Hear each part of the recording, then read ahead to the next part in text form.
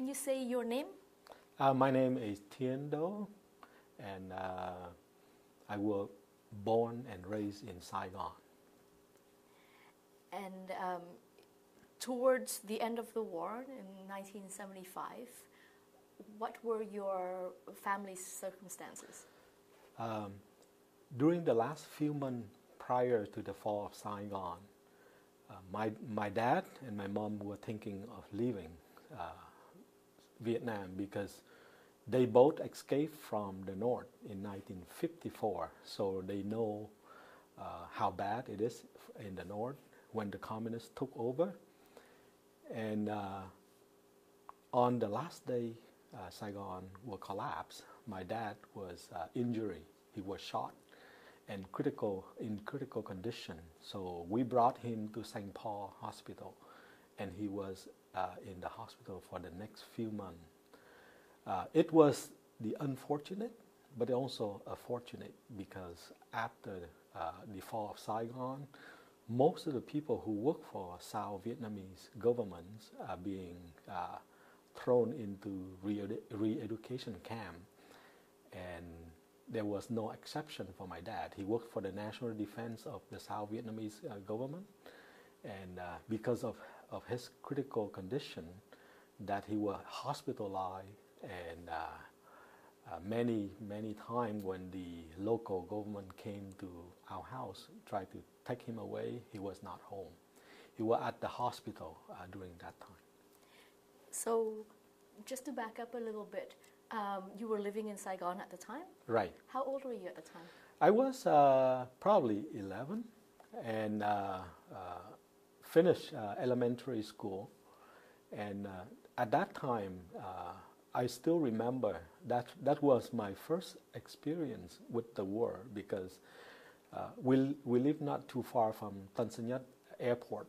So the last few weeks, I can hear helicopter and airplane took off and landings, and there is bombardment, and there is a lot of fightings at the airport. So that was the first time. Before that, I have seen many times war happen on TV, right? In the mornings, helicopter brought young soldier, and in the evening they brought body in bags. So that's the fall of Saigon gave me the real picture of how bad the situation was. How many brothers and sisters did you have? I have 2 brothers and 2 sisters, and my older brother was, at that time, he was in medical school, and my sister as well. So both of them in university. I was the next, and also I have 1 younger brother and 1 younger sister. What work did your mom and dad do? My dad worked for the National Defense of South Vietnamese at headquarters. He was officer for many years since he left the north. So without his injury, for sure he is being thrown into what they call re-education camp, right?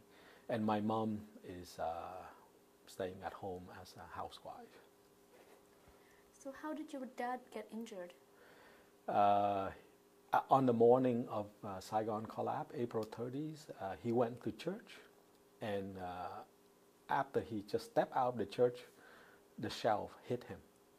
The bullet hit him and broke 2nd ribs and stick on the 8th one, and between the lung and the heart. So at that time, the doctor said that we cannot operate. If we operate, he's gonna die. So at that time, they suggest that maybe they're gonna put some medication so that it's cover the lead bullet inside the body, but it won't last long. When the lead is start contaminate and get rusted inside the body, he will die of the infection. Fortunate that that medication kept him alive. Although he was ill and critical injury, but he's alive. And 6-7 years after that, my brother and his friend formed a team to do a surgery, took out that bullet. And because of the body tried to push the bullet out, so it popped out further away from the heart and the lung. So he predict that the surgery probably took 1 or 2 hours, but it took them 6 or 7 hours longer than they anticipate. But they did remove the bullet out of his body. And so at that time, though, in 1975, he was critically injured at the hospital. How long was he there for? He was there probably for at least 3 months, because I remember after he left the hospital, and he told my mom that our family going to be a target for the government to remove us from the Saigon and throw us into the new economic zone. So we planning to split the family in half. Half of the family, myself and my younger sister and my mom, we left Saigon to a small town northwest of Saigon. So I went to the school and stayed there for a year and a half. I didn't come back until probably late in 1977. What town was that? Yokma Yakip.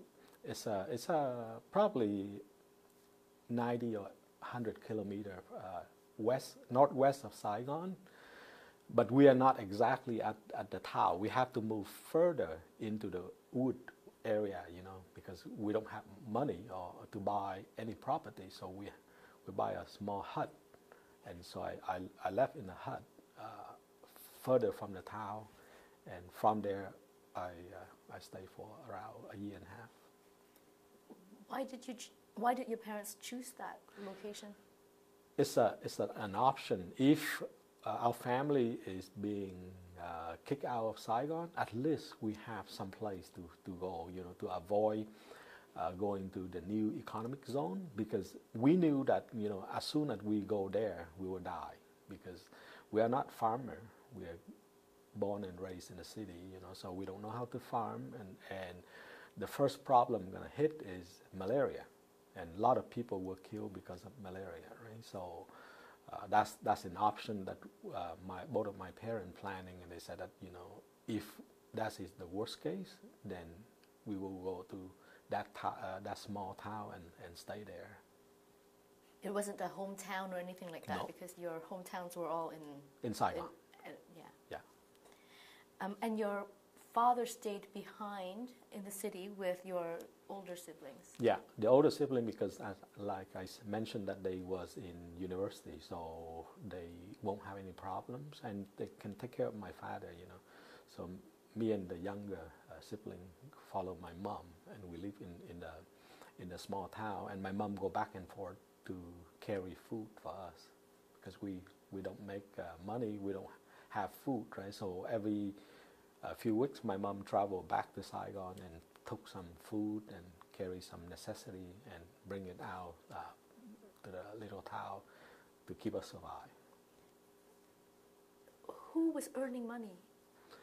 After 1975, because my dad was the primary person who works, and he no longer works, so we don't have any income. So any saving that he had before, it start going. So all of the saving is going, and we can see the TV, the fridge, everything walk away from our house, because we have to sell all of the necessity just to have, enough food on the table.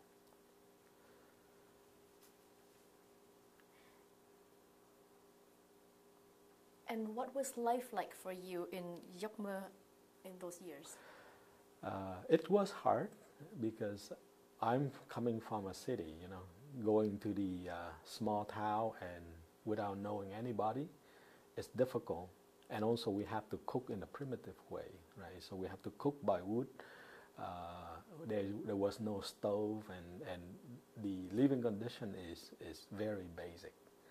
And at the beginning, I wear shoe to try to walk to school, but after a month or so. In those areas there is mud. When you walk in the mud stuck to the shoe, and you can no longer walk. It's getting heavy and heavy.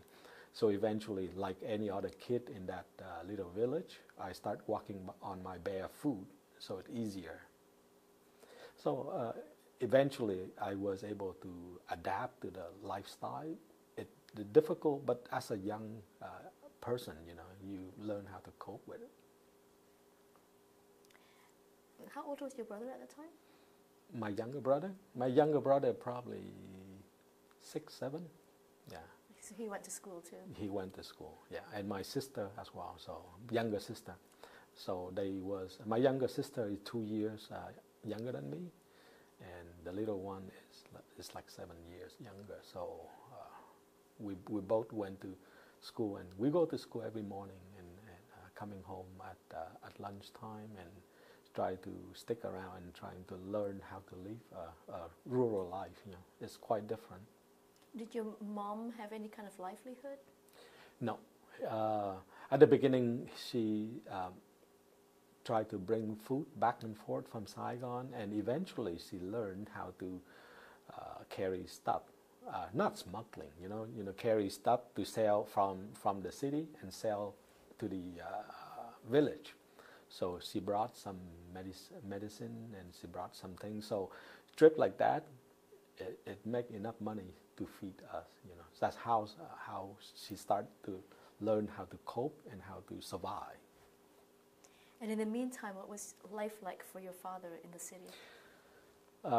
Because of his injury, he was barely survived. So I know I wasn't there to know what his condition is. I only know when we come back, when he's able to walk again. So when I went back to Saigon in 1977, the life is start getting a little bit better, but the condition is still extreme, because after the government have changed the money a couple of times, so many people get so poor that you go out and you see so much beggar on the street, and because of that, and in 1978, when Vietnam and Cambodia start the war in the southwest of Vietnam, and during that time, I knew that they're gonna target me to draft and to join the army, right? So my dad told me that you got to find your way out, So that was the time that we start thinking about escape, and at that time there are many people already began to leave Saigon. The first few wave, probably the folks from with the ethnic of Chinese background, so they left first. And in 1979, I made my first attempt with that group, and I left Saigon on the New Year's of 1979, and we took the boat going further south along the Mekong River, and we went to Micheal, Cần Thơ, and then we stopped at Vĩnh Long. The reason we stopped is because they were planning to bribe the police on the boat, and they couldn't do it. So the escape was unsuccessfully. So from that point, we knew that we had to get back to Saigon immediately to avoid being captured by the police, right? So that's my first attempt to escape. And after the first attempt, 79, the war between Vietnam and Cambodia is getting worse and worse. My family, my member family, my uncle and my aunt were killed in that war because they lived close to the border. And when the Khmer Rouge, they came across the border and they assassinated everyone in the village. They chopped their head. So the family of my uncle, we lost his whole family, husband, wife, and the four children. So how was it decided that you were going to be the one to leave and not your older brother or not the whole family? Because, like I said, my brother was in medical school, and by the time that hitting 1980, 81, he's graduate, and he's a medical doctor. So we knew that he's not going to be drafted into the army. So I'm the next one to be targeted, right? So my dad told me very clear, you stay, you will die for sure. And that's what the truth I learned about 10 or 12 years later when I came back. First time, most of my friend in the same class, all of the boys got killed. I'm the only one survived in my class. And your entire family couldn't go because you didn't have the money? Yeah, we didn't have enough money, you know. So my second attempt is in 1981. So because it's getting closer and closer to the age that they're going to draft me to join the army. So on October 25th or 24, I don't remember the exact date, that when I left Saigon second time and to go to a small town of Bà Rịa Vũng Tàu, that close to the sea. And at that time, I still remember when I stepped out of the road and looked back, I saw my dad, I saw my mom, and that's the last picture. And I think that's probably I never gonna see them. So my heart was heavy. I went to that small town without knowing anybody there, because as soon as I arrived, you know, they connect me with another person, and I follow that person into one of the hut in the field. So we hide in the hut until midnight. That evening, we planned to leave, and the person who supposed to lead us to the boat, he forgot to bring the flashlight. So we were hiding under the water for the whole evening. So we just able to poke our head just to breathe, you know. And it's quite dark, and I still remember, you know, I can see the boat from far away go back and forth, but they don't got any signal from us, so they cannot know where we are. So until probably 4 or 5 o'clock close in the morning, you know. So one of the person decide to swim. He swim out to the boat, signal, and then lead the boat to the bank where we hide. And at that moment, I hear the church bell of the morning. So I said that it's the first mass in the morning, and it's people start walking on the street, they will see us. So as soon as the boat arrived to the bank, we all jump and run. And I don't know how many people run. We just, you know, do it in very, very, very quick, probably under 10 minutes. Every one of us jump and then hide. So it wasn't just you hiding in the marsh. It was the whole group. A lot of people. How many were there? We don't know, because we were told at the beginning our escape group is probably about 20, but there is another 20 or 25 people who joining without paying. So they probably know the activity going on, right? So many people who didn't have money, so they try to take advantage when they see some kind of activity like this happening, and they jump on board. So we were supposed to carry some food and some water, but because of the late issue, nobody thought of bringing any food or water. So we are just running very quick toward the boat and hide, you know. And it was unfortunate, but it also a good thing, because during that time, all of the fishermen start leaving for their day of work, right? So our boat joined with that whole fleet of boat leaving toward the sea without any notice, you know. So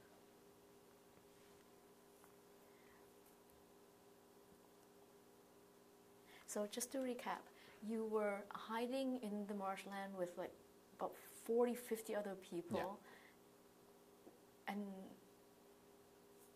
undetected for the entire night. And then one of the organizers decided to finally swim out to the boat to bring that boat closer. That's correct. To where you guys were, and then you made the final dash. That's correct. Along the marshy land or along the shoreline? It's probably the rice field, you know, and it's close to the river. And I still remember when we tried to run on the bank, you know, some of us fall into the rice field, but we don't, because we were so scared.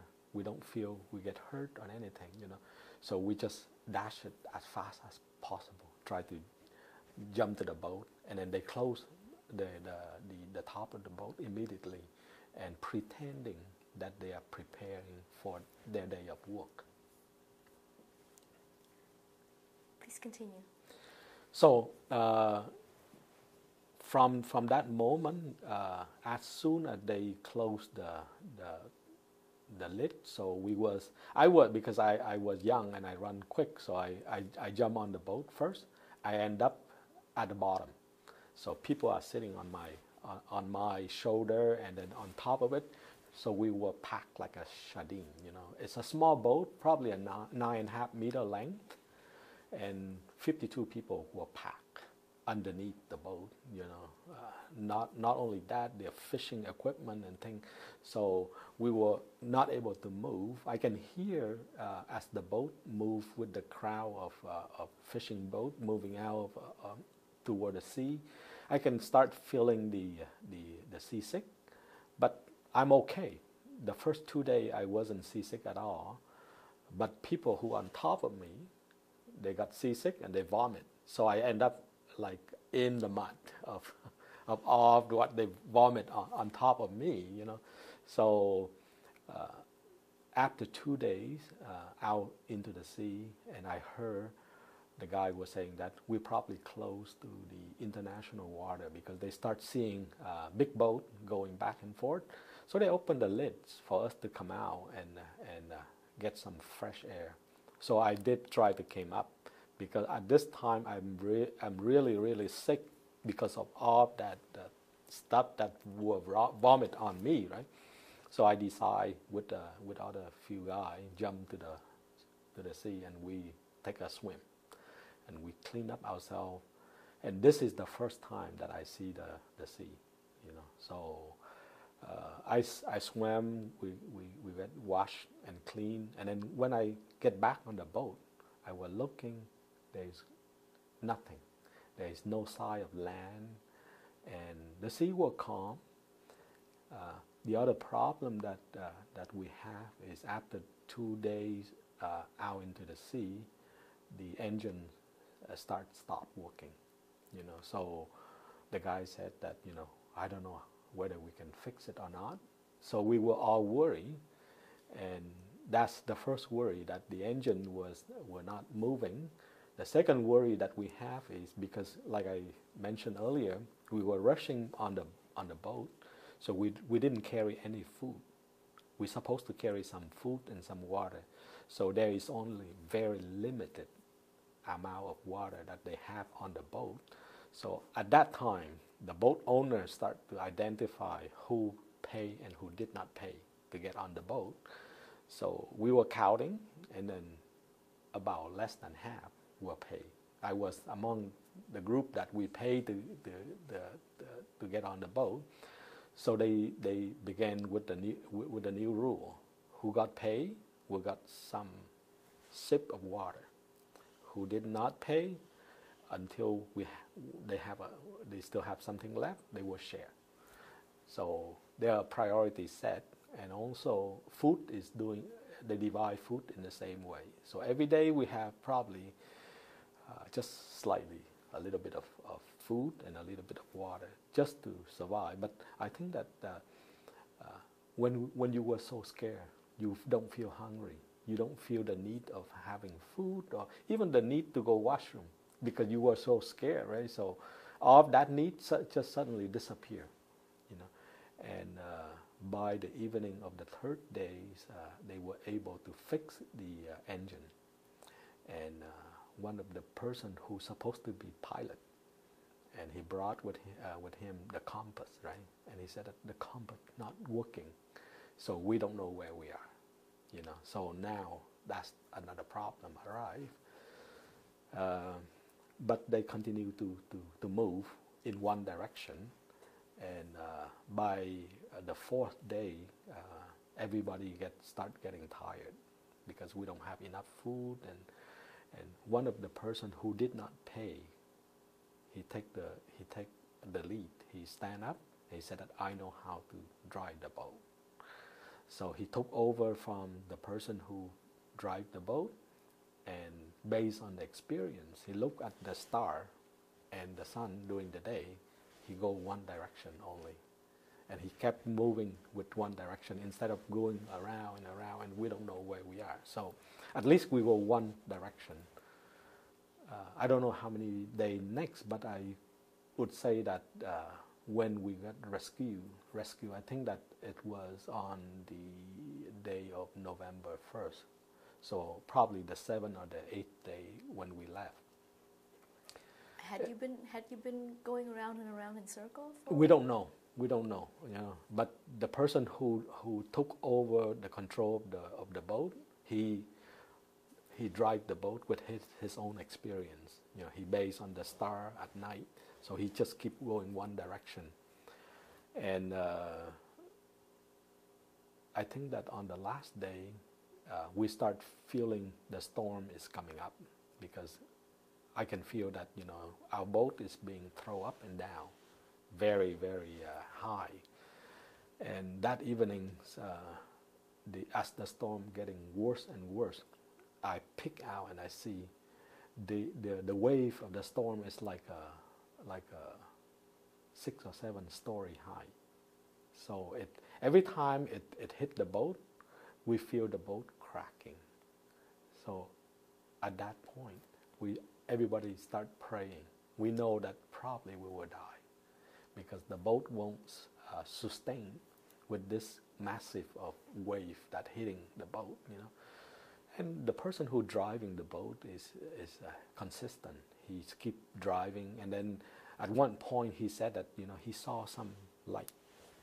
So he heading toward that light, and until probably 4 or 5 o'clock in the morning, we arrived to the oil rig. One of the oil company, I think that partnership between American and Indonesia. So we are now in Indonesia water. So when we're getting closer to the oil rig, we don't know the security around the oil rig. They usually have buoy, you know, to avoid people who attack the oil rig or pirate, right? So they have some buoy to alarm them. We don't know. We went through that through that buoy because our boat was so small. So we went through and we get closer, and then suddenly all of the light went on. So they know that something is getting close. So they shy off the light, and then at that point we have someone who were able to speak a little bit English. So they start to communicate, even though it's far enough, but we can still be able to tell them that we are boat people. So it took them maybe half an hour to decide that they would take us. So when they make that decision, they talked to one of the oil tanker close by. So we was rescued by the oil tanker. And what happened next? When we were rescued, most of us was almost half dead, you know, because no water, no food. So then they don't have equipment to rescue. The only way that they can do is they throw a rope down, so we tie around our body, and they just pick up one after the other. So I remember I went up to the oil tanker, and they allow us to at least take some shower and gave us some soup to eat. And the one of the officer from the oil tanker told us that, you know, we don't know what next yet. We're gonna call United Nations. So it took them the next day to make the decision. They said that after discussing with the United Nations rep, they not going to bring us to Singapore. They're gonna drop us to one of the small island of Indonesia. The island's name is Coeurs, which was one of the small island, and that's when we were being dropped off. And I was staying on Coeurs for over 2 months, because we were there in November, and toward Christmas there was no longer ship between Coeurs and Galang Islands. So I have to stay there over the Christmas and New Year's. And as the first transport ship came back to Galang to Coeurs to pick us, it's when after the New Year. What flag did that oil tanker carry? What country was it? I don't remember, but I think it was probably a joint partnership between Indonesia and Japan and American, you know, because there was many people from different nationality on the tanker, and at that time I wasn't paying attention, you know. We are being rescued, we are safe now. And the first month on Coeurs Islands, that's where, after seasick, now I get land sick. I'm not sure if you ever anybody experienced that, but after you are being on the sea for some time, and when you get to the soil, you get land sick. It's the opposite, you know. Your brain is having along with the wave, now it's stable, so you start feeling that the ground underneath is shaking, so you walk funny, you know. And Coeurs is a small island. There was no place to stay. The only two buildings that they have is the medical clinics and the United Nations office. That's it. So we were given a tarp to tie between tree. So we stay under the tarp to avoid getting raining. The whole group of you? Everyone on the islands.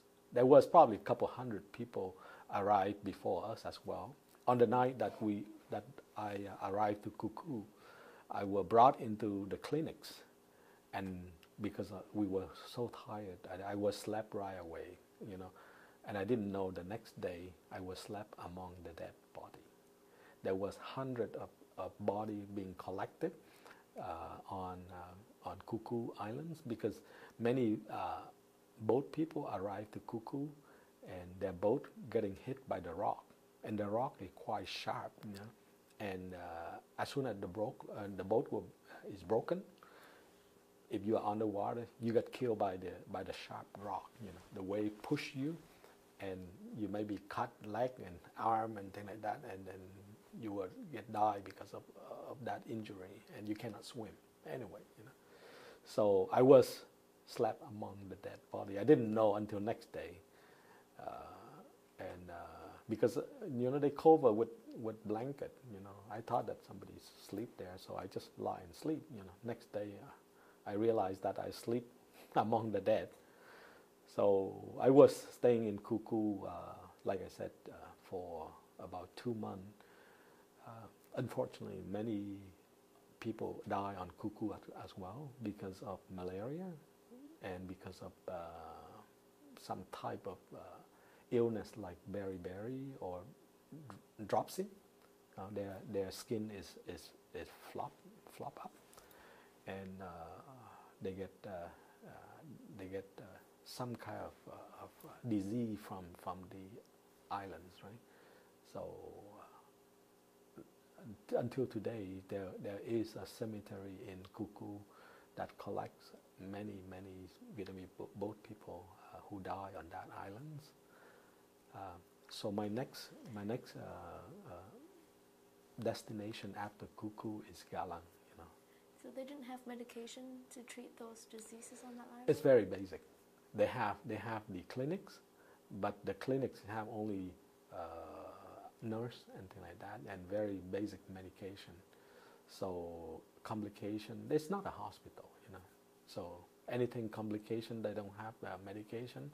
Within a few days, you die. And if you were ill, you were sleeping under the tarp with everybody else. Yeah. Well, no. If you were brought into the clinics, then they keep you in the clinics. And the clinics is always crowded. So as people come and go, if you are too ill and you die, they bury you there. What about food and water? Was that enough? United Nations brought food for every 7 days. So there is not enough food, but the way of living, the living condition is there is no way that you can cook, right? So there is no vegetable. You eat some rice with canned food. That's it. You were there for 2 months. What was your daily life like?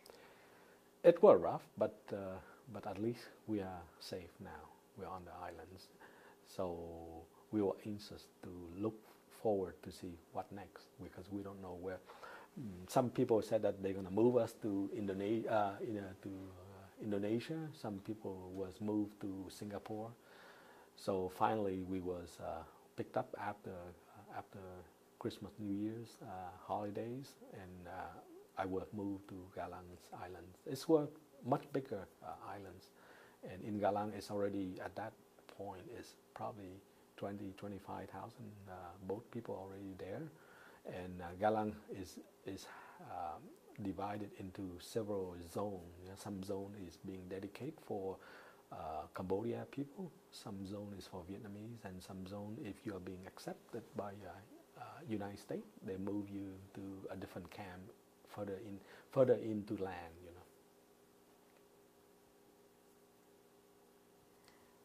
What were the conditions like on Galang?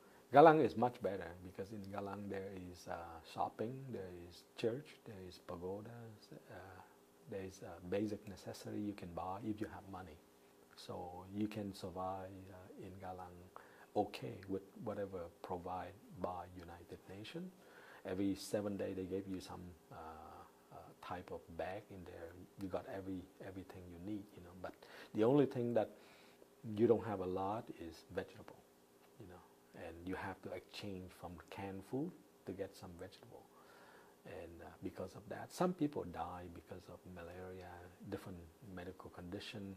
There was a hospital, but still basic, Sometimes if you got complication, then, sometimes they move to a bigger town if possible. If not, then, it come and go. There were towns nearby? Islands nearby, I think that the biggest island nearby is Tanjung Pinang, which is not too far. It's between Galang and Singapore. So then what happens next? So I stay in Galang for 14 months. During this time, I start learning English. My background is I went to French school. So I learned French first, and when I knew that I'm going to U.S. or Canada or Australia, English is the first language. So I started to switch. I started learning English. So I spent my entire month in Galang to learn English, and also learning some basic skill. They have trade school teaching typewritings, teaching very basic trade that you can pick up. So I learned a few different things on the islands. How was it decided that you were going to Canada? I was hoping that I could go to U.S., but because I was interviewed by U.S. twice, and I think that my record that I provide the information wasn't accurate, because like I said, my dad was working for the South Vietnamese army, so he have a record, and that's why United Nations probably have some record, So when they look at the record, there is some information is not clear, so they keep asking, what is my father ID in the military? And I couldn't remember all of that information, I don't have that information. So it was back and forth. So finally, when one of my distant cousins in Canada, they decided to form a group and sponsor me, that's when I got interviewed and accepted by Canadian. How did they find out about your stay in Galang? I have contact with my relative in the United States, and also I have contact with my family in Vietnam. So they share that information with the relative who escaped earlier and already settled in the United States and in Canada. So one of my distant cousins in Canada, he said that he's going to try to sponsor me. But because he's arrived only a year before me, so he don't have enough income to do that sponsorship.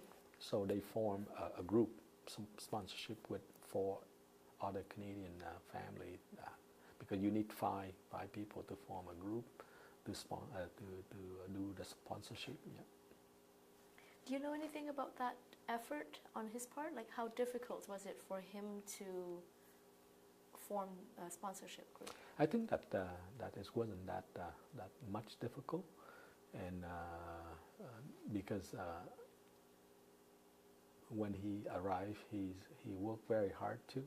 So people in the town, he lived in a small town in Cap-Casing, so people in the town probably know him and heard about both people, right? So part of the sponsorship group is there is a priest, there is a teacher, and so the town was small, and they joined with him to sign the sponsorship. Yeah. So I remember when I arrived to Canada, the first I didn't know where Cap-Casing is. I heard of Montreal, and after taking airplane from Singapore to Amsterdam, Holland, and from Holland to Montreal, I thought that's for my final destination, but it wasn't true. From Montreal, they flew me to Toronto to Thunder Bay to Timmins, and from Timmins helicopter to Cap-Casing. So from a big airplane to a 4 or 5 seat helicopter to Cap-Casing. Very small town. I think that's one of the furthest point north of Ontario, close to Hudson Bay. So that's how you found out what kind of place you were heading to. Absolutely. By actually experiencing that trip. What were your first impressions? My first reaction is I couldn't imagine people could live in such a cold condition, even though it was in March. But the temperature in Cap-Casing, I still remember, is probably close to minus 40, 45, and coming from a tropical place, plus 40, switch to minus 40, so you got a completely almost 100-degree difference, So all my skin cracking, and I was bleeding nose too. And as I came out of the helicopter, I don't have a winter jacket. So I ran toward the terminal, and at inside they brought me some clothes, right? But I mean, that was the first time that I realized how cold Canada was. Were you wearing sandals, shoes? Shoe, yeah. Luckily that I have shoe, not in shock, but at least I have some cover up, but it's still cold. Yeah, it's still cold because nobody would thought that in March, it's still that cold. when I was in Montreal, I see a little bit of snow, not much, but as you fly further north, it's cold up north, yes. And the first winter when I was there, snow did not melt until end of May, so the winter is quite long. Apart from that, what else did you notice? What else would you remark upon? Beside the cold weather, because I was brought into a small town of northern Ontario, I find that it's quite empty. I'm a city boy. Growing up from Saigon, it's a big town. Now you're moving to a very rural area. And my first impression is, first day of school, I walk and I saw people walking backward. In the north, they walk backward because of the wind, right?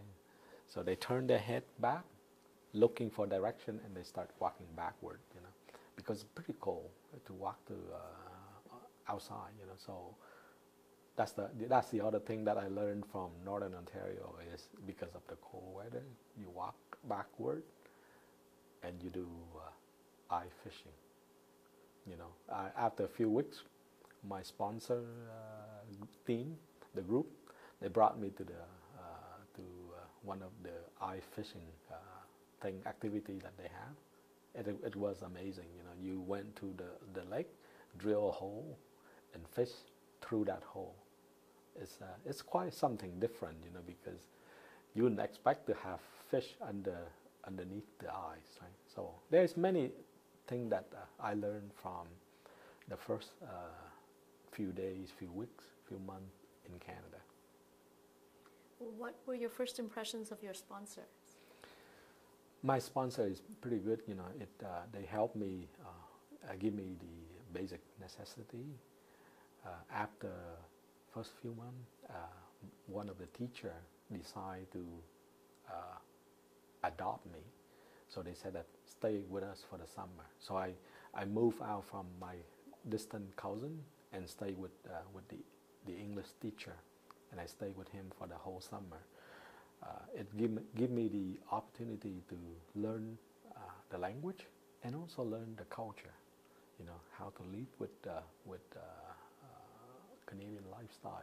Picking up the fork and eat the food that Canadian people eat. So it's a lot of things that opened my eyes. Not only that, the culture. He teach me certain manner. How to react with things that in the family lifestyle and in school, because he's an English teacher. So he helped me in terms of shaping correct my my vocabulary, and the announce of the word, how to say it correct. And because he's bilingual, so sometimes I speak with him in French and back and forth, So slowly I start dropping my French because English seemed to be more comfortable, So it's How did your cousins live? Your cousin, what kind of accommodation did he have? Because he's just arrived before me, probably a year or so. He ran an apartment, and he's a chef. He cooked for a team of people who do forestry for a lumber company. So he do a lot of cooking and things like that, and he also do planning as well, because plumbing, when they cut down the tree, make paper, they have to replant. So in the winter time, they cut the tree down. In the summertime, that they start digging and planting the new tree. So my distant cousin, they working in that industry.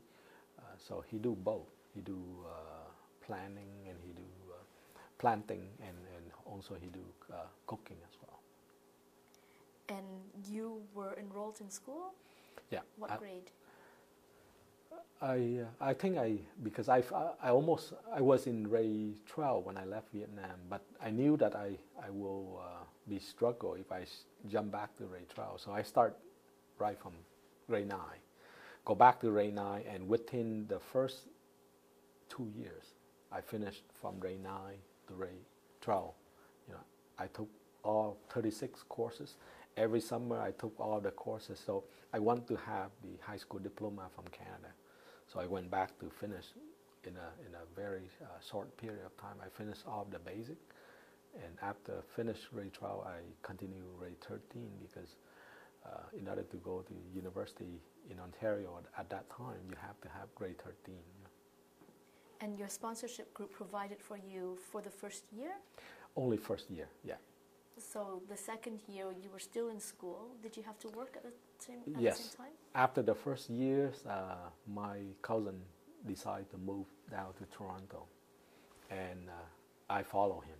So we went down to Toronto, and as soon as we arrived to Toronto, I made some friends, and I start living with my friend. I don't want to burden my cousin. He have to work as well, right? I don't want him to have to feed me, and because I know that I have a long way to go. You know, I want to go to school, so I decide to join with a friend at high school, and I start working at nighttime, washing dishes in a restaurant, do all kind of job. You know, during the day went to school.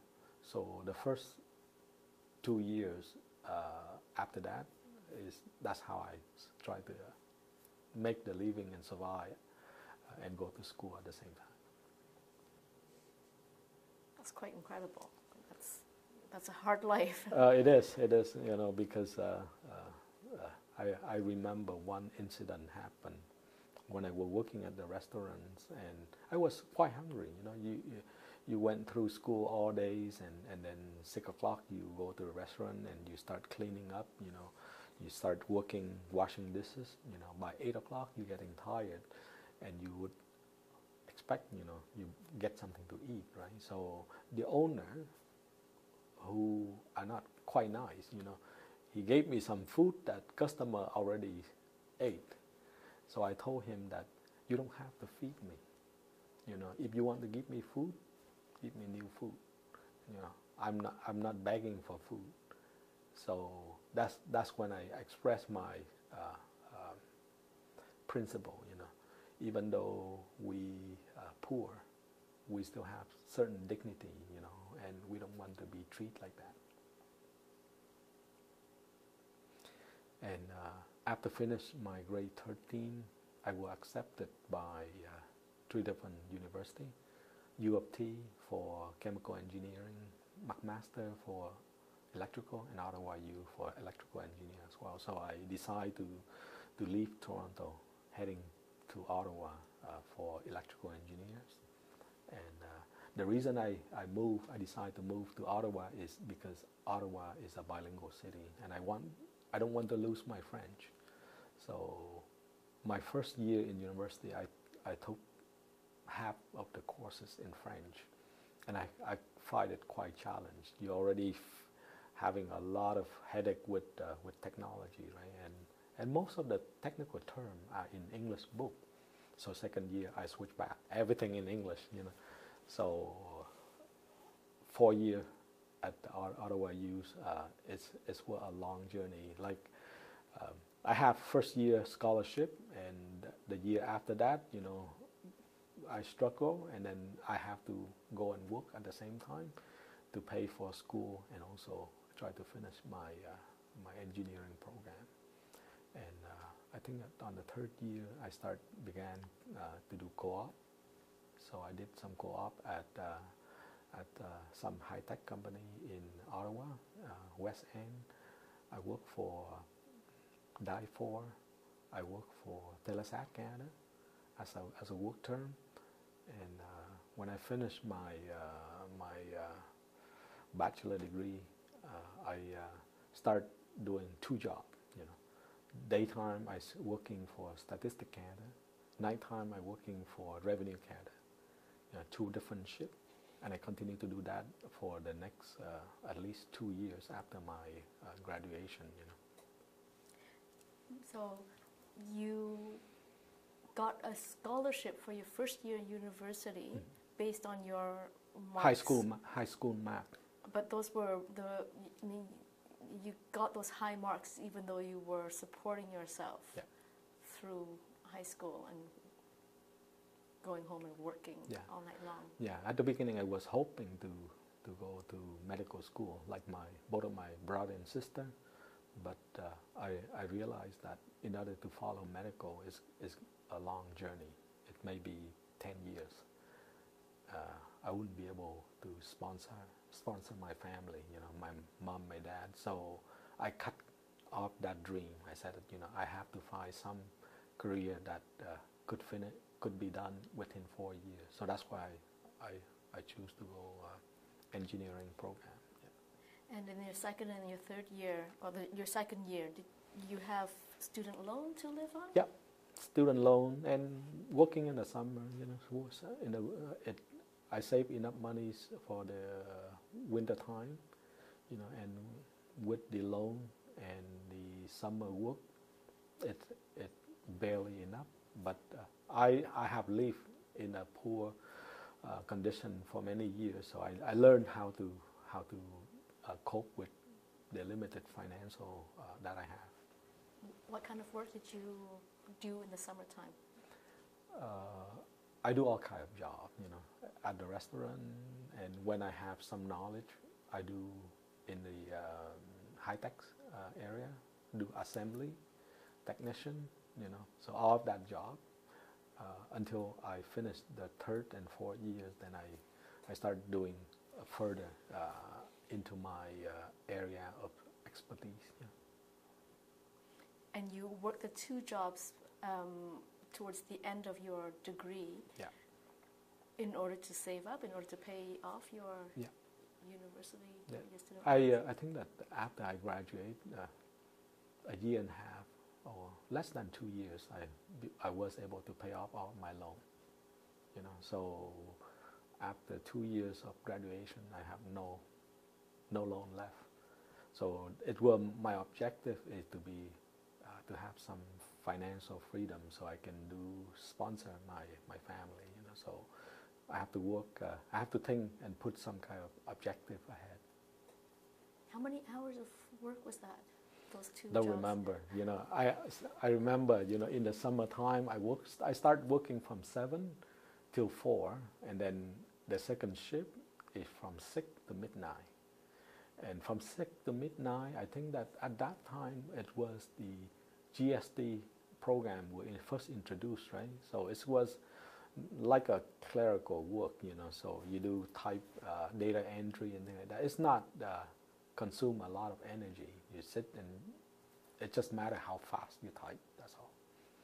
And I learned typing from refugee camp, so I was typing quite fast, so it was something that helpful. It's always helpful when you have a second skill.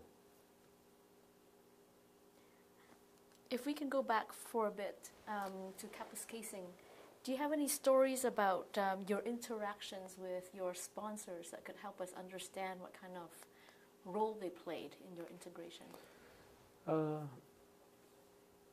For the first years, my distant family member helped me in terms of financial, and other member of the sponsor group, they helped me to learn the culture and also to learn the language. Like I said, I was staying with one of my English teacher throughout the first summer, so it was very helpful. It was the opportunity for me to learn the culture and to also adapt with the Canadian lifestyle, because nothing can change you fast if you live with a family of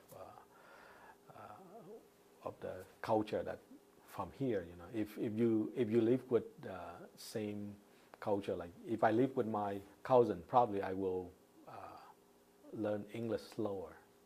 You know, but because you were forced into a condition that you have to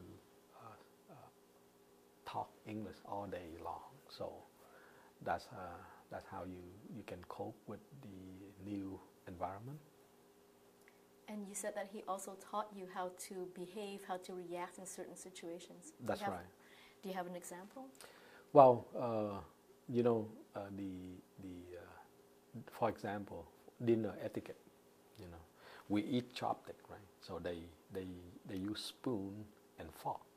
So that's when you start learning which hand to use.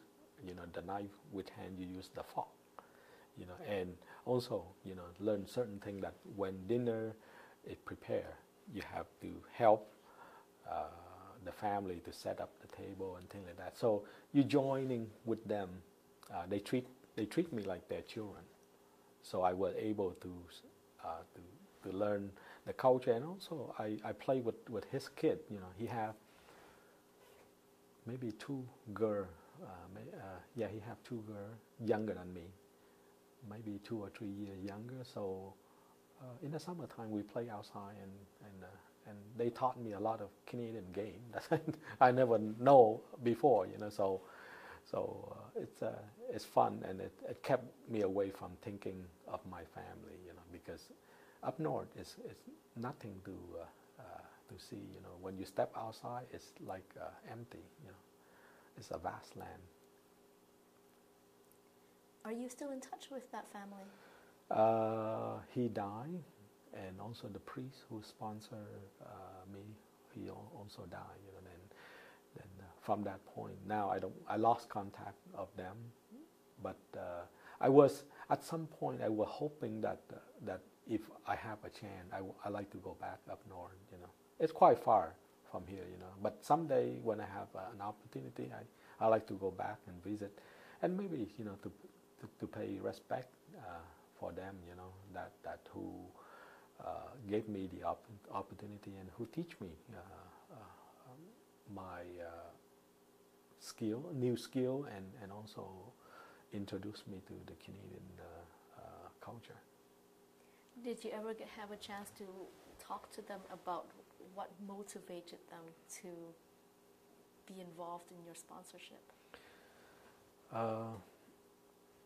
The priest who sponsored, he because when I came and I start going to church, and he wanted me to do like altar boy, serving the mass and things like that. So I learned from the priest, and he helped me English as well.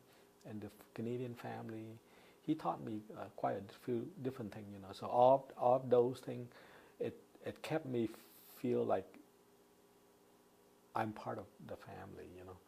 And I remember after a year live up north, I didn't speak Vietnamese that much. And then when I moved out to Toronto, I lost my Vietnamese, you know, because when you met people, you stop, and you don't know what to say first. You know, after a while, you don't use the language. It become strange.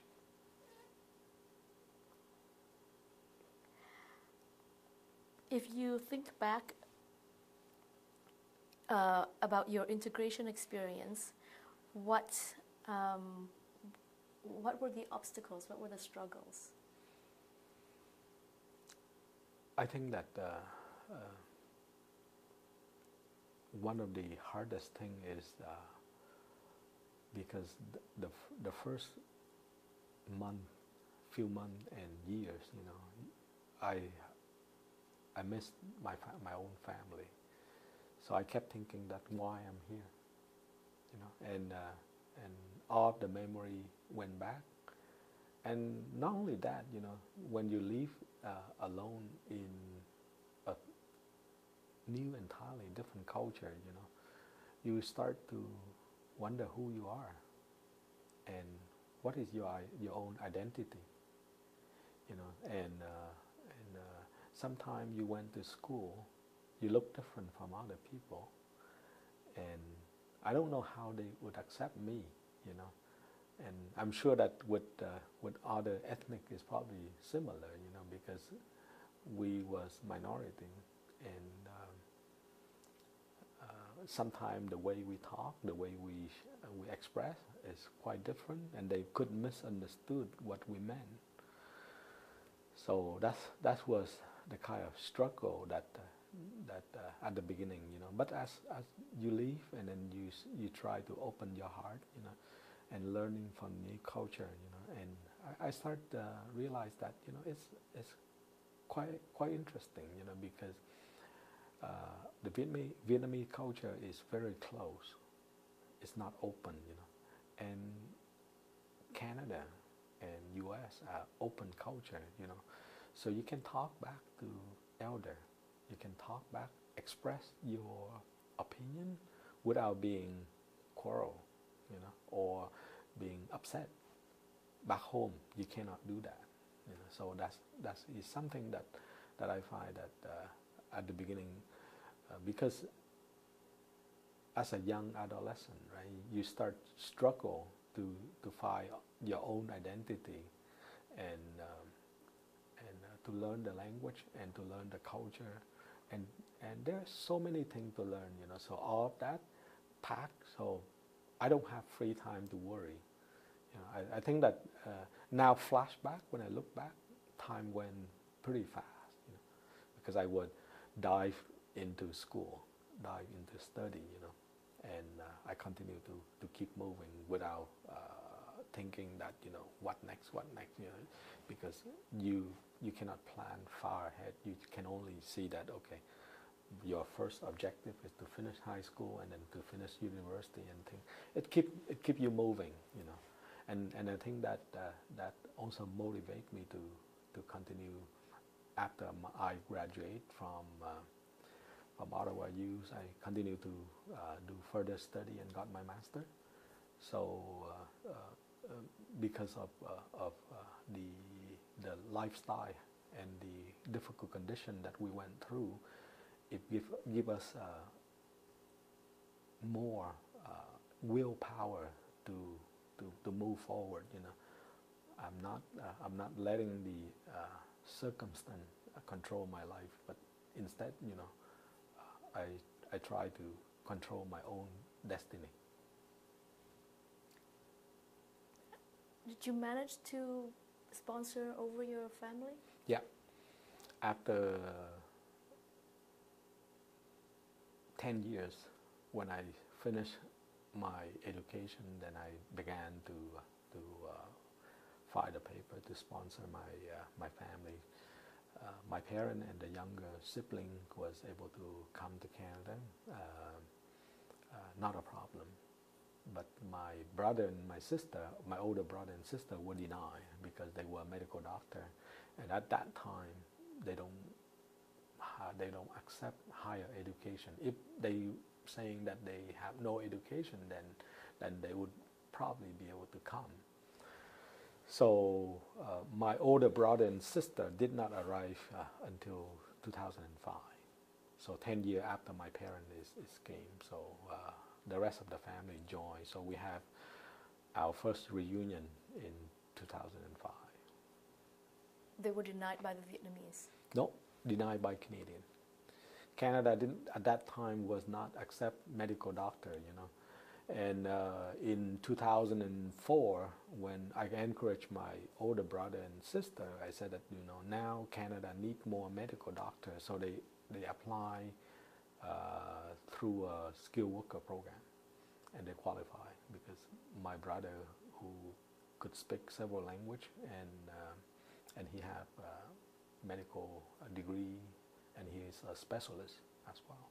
So his paperwork were done amazing. Within a month, he was accepted, and it moved quite fast. I couldn't believe it, but one of the conditions that my brother, when he was interviewed, he stated clear, he was denied by Canada 10 years earlier because of his medical skill. Now he applied because of this skill, which is Canada now opened the door for him.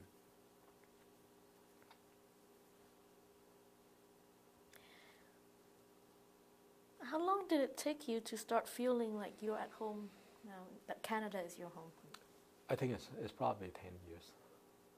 Yeah, like I did mention that the first 5 or 6 years is just going to school, and after school is to look for a job. So I didn't feel comfortable and find Canada as my home, because my head was always moving, you know, trying to settle down. And I think that in 1992 or 93, when I become a permanent employee of the federal, then I start feeling like home, you know, because now everything is in place. You know, I have a family. I start having my children, and everything start going smooth after, and at that point I feel much comfortable. What's your job now? I'm a senior technical specialist, so I have expertise in storage, in architecture, and after many years working as an engineer, now I do more architecture. And my team were formed after 9/11, and I'm still part of that team, is to build a redundancy data center across Canada for the federal government, right? So at that time we realized that, you know, the attack of 9/11 make us realize that our infrastructure is vulnerable, and we have to make redundancy and high availability of system if we're being attacked, you know, so we can bring the whole system back up. And I remember the 9/11 event, I was working with Canadian Border Services. So the morning that the event happened, we were in the situation room right away, you know, because our data center is located on the data center street, which is so obvious, you know. And then after that, our first thinking is to move that data center somewhere else, you know. And it took us 5 years to do all the planning and build all the redundancy, you know, because we have to build the redundancy before we can shut it down, you know. And with the a lot of investment from the federal government to make sure that we have no single point of failures during emergency like this, you know. So we were able to set up a second data center, and then right now I'm doing similar activity like that. You know, I'm more into procurement right now to evaluate all the federal purchase. So you've been working with the federal government since 1992. Yeah. 40 years later now, how do you feel about the life that you and your family have made here in Canada? I felt like I'm lucky among many people who arrive in Canada as boat people. Some percentage, I'm not sure how high, but of us have been successfully finished our post-secondary education in Canada and be able to move quickly into a good job position. So for me, it's a journey to freedom, you know, and it fulfilled my dream. And I have to say that thank you, Canada, for giving me that opportunity. And looking back, I see that Canada have participated quite actively during the era of both people. During 1979, 1980s, Prime Minister Joe Clark have opened the program to accept like 50,000 Vietnamese at that time, and then by the end of 1980s, he increased that number to to 60,000. And I don't remember exactly what years, but United Nations have recognized the role of Canada involved in the refugee program, and Canada have got the nation medal for actively participate in refugee program, and I believe that medal is still in the Rideau Hall now. And a few years ago, 2015, I think that there was a legislation that put the April 30 as the day to commemorate the Vietnamese boat people, and the act of Journey to Freedom was established to mark the era that the Vietnamese people have arrived in Canada and how we integrate in this society and contribute back to Canada.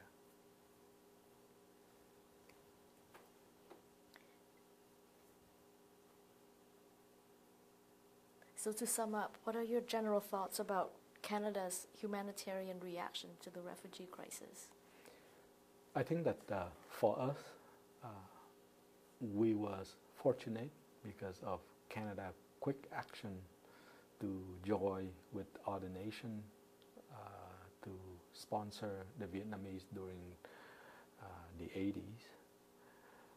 That not only show compassion, but also show the leadership in terms of respond to crisis internationally. And I think that Canada have played a major role in showing to other nations that nobody want to be removed from their country except when they are being in the crisis condition. For us, the collapse of Saigon, the fall of Saigon, is the major cause, and it have turned everything upside down. And many people have lost their life. Many people have lost their hope. And as a Vietnamese refugee, I think that we was lucky to be part of the group who survived and who are able to make to the successful today and integrate our life with the Canadian societies.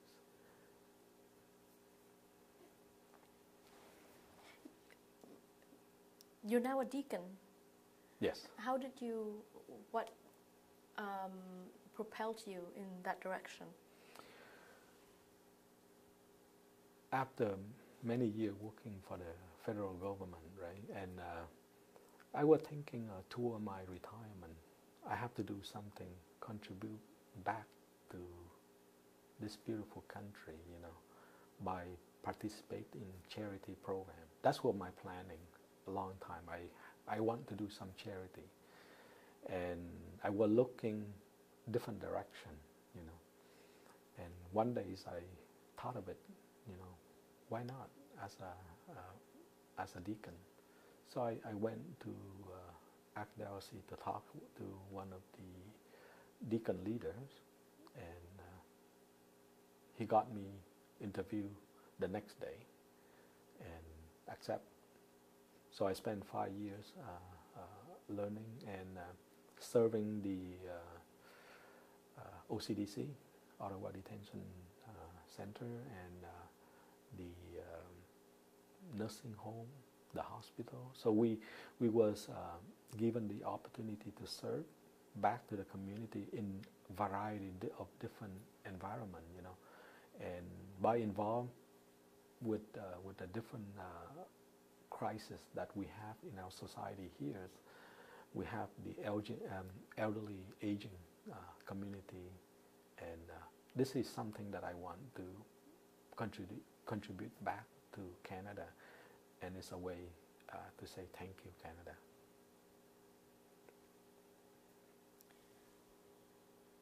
Thank you very much. Is there anything else you would like to add?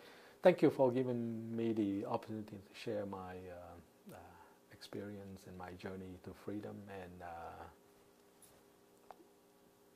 appreciate all of the question and opportunity. Thank you. Thank you. Final question. Do you still share your experiences of your journey to the next generation? Yes, a few years ago when my daughter is doing some project and she was asking, do you know any Vietnamese boat people? And I told her, it's me. So she was surprised because I don't talk much about our past to our children. So it's an opportunity for me to share my past experience, the journey, how we left Vietnam. So that was the first time both of my children knowing that we are boat people. And I'm proud to be boat people. And I told them that, it's given me the opportunity to work hard. And I want my children to appreciate the living condition and the culture that they are in, so that they would appreciate their freedom and their education. And one of the other part of sharing my memory and past experience about the journeys, we're forming a group of people who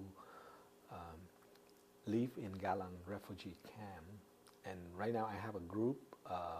We're trying to do a virtual library on the web, so that we collect all the picture of the story of the experience that happened to us in the past, and it's part of the central Văn Khố Thuyền Nhân, the documentary of the Vietnamese boat people by an international organization. We are just a small group, but we have some connection back in Indonesia. Some of the Indonesian who live in the refugee camp, and right now they maintain that camp and turn it into a resort, and it's a place for people who would like to visit. So we have some connection. So if some of our members would like to go back to visit, we have a connect person so that it would help them to feel welcome back to where they left, and to return to the memories in the past that they have spent a number of months or years in the camp.